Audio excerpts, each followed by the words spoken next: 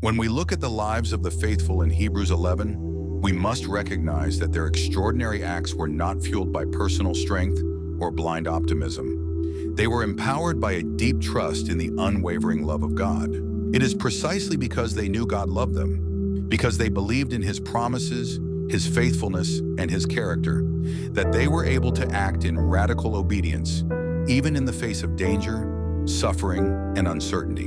1 John 4:18 reminds us, "There is no fear in love, but perfect love drives out fear." These men and women were not fearless by nature. They were made bold because they trusted the one who loved them. Take Abraham, for example.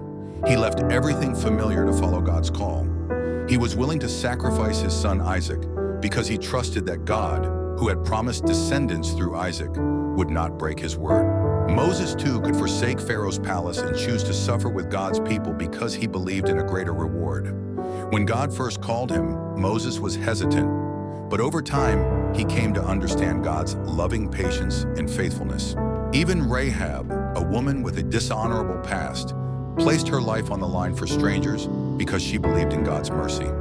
She told the Israelite spies, "I know that the Lord has given you this land, for the Lord your God is God in heaven above and on the earth below." Similarly, Sarah's faith to conceive a child came after years of barrenness and disappointment, but she considered him faithful who had promised.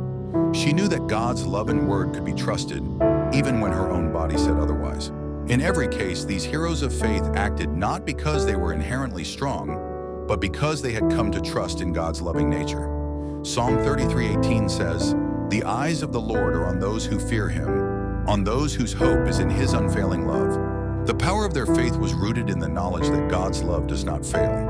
They were able to endure hardships, make sacrifices, and obey impossible commands because they believed God loved them, would not abandon them, and would fulfill His promises, just as He had from the beginning, with Adam, Noah, Abraham, and beyond. The righteous will live by faith, and that faith is sustained by the love of a faithful God.